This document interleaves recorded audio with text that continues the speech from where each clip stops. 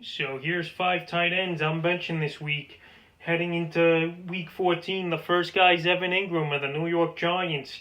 I know Ingram, he's been pretty solid this season, but this week I just don't like the matchup for him versus the Arizona Cardinals. And this game, I think the Giants are going to try to run heavy, control the clock, and have their defense win this ball game for them. And Ingram, last week, 4 catches, 32 yards versus Seattle. Arizona gives up the 25th least amount of fantasy points to tight end, so it's going to be a tough matchup for Ingram.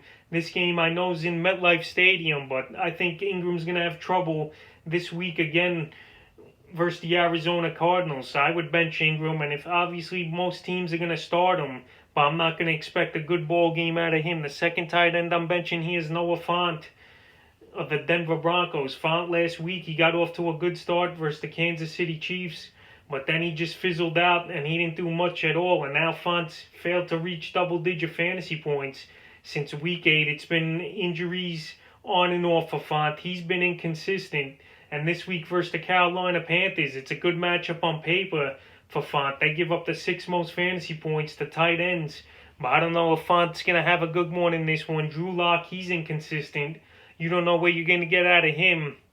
And Fant here in a playoff game, I don't know if he'll do much unless you think he's going to break out. But Fant, I did rank him as 10 in my top 15 tight end rankings, but that's just because of volume and the targets he's going to get. But this guy could easily bust out and only have a 5 to 7 point fantasy day, and that's not going to get the job done at tight end.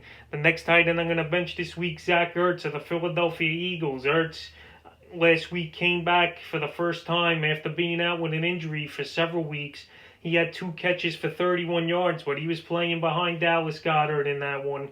This week they versed the New Orleans Saints, who give up the 10th least amount of fantasy points to tight ends. And now with Jalen Hurts in there, I don't know what type of rapport and connection Hurts and Wentz have at all. Carson Wentz was the main guy for Zach Ertz, getting him the ball. Ertz and Wentz had a good rapport for years. He was putting up big points and fantasy plays, but this week now, I think he's going to take a backseat to Goddard, even in this matchup. He'll still play, but he's not going to play as many snaps as Goddard, and I just don't know if him and Hurts have a connection. So Zach Ertz, I'm going to bench him unless you have no other option, but I would bench Ertz here. The 4 tight ends, Jared Cook of the New Orleans Saints. Cook, I know last week scored a touchdown, but that pretty much saved him. He had 3 catches for 28 yards and a touchdown. This week, he's got a good matchup versus Philly, I'm not going to lie. They give up the 8th most fantasy points to tight ends, but I can't trust Cook.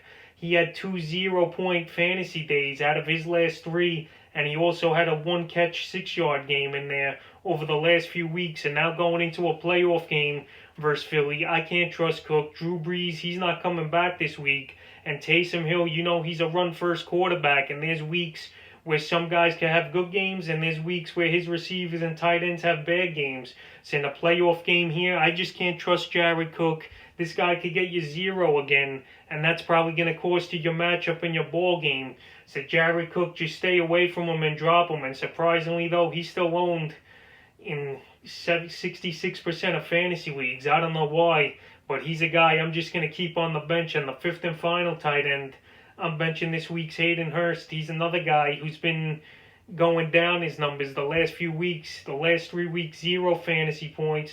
Then he had a 4-catch, 48-yard ball game in week 12. Then last week, 1 catch for 9 yards, and those are numbers I can't trust. His matchup's pretty good versus the Chargers. They give up a bunch of passing yards and touchdowns to receivers and tight ends, but this week, I can't trust him in a playoff spot. Hurst, you don't know what you're going to get from him. You could get anywhere from 2 to 3 points to 10 to 11 with him, so I'm just not going to trust him. His percentage even went down 4%. He's still owned in 70% of leagues, but he's a guy I just can't go out there and play this week at tight end. So that's 5 tight ends I'm benching here heading into week 14.